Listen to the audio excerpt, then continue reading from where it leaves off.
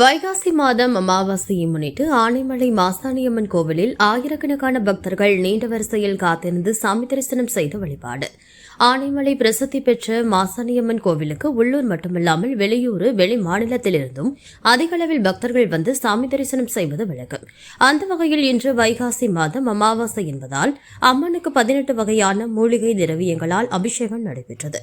அதிகாலையிலிருந்தே பக்தர்கள் அதிக அளவில் வருகை புரிந்து கொடிமரம் அருகே தங்கள் வேண்டுதலை நிறைவேற்றும் விதமாக தீபங்கள் ஏற்றி வழிபாடு செய்தும் தங்கள் குறைகளை நிவர்த்தி செய்ய வேண்டி பில்லி சூனியம் போன்றவற்றிலிருந்து விடுபட வேண்டி நீதிக்கல்லில் மிளகாய் அரைத்து பூசி வழிபாடு செய்தனர். அம்மனை தரிசிக்க ஆயிரக்கணக்கான பக்தர்கள் நீண்ட வரிசையில் காத்திருந்து சாமி தரிசனம் செய்து வருகின்றனர்.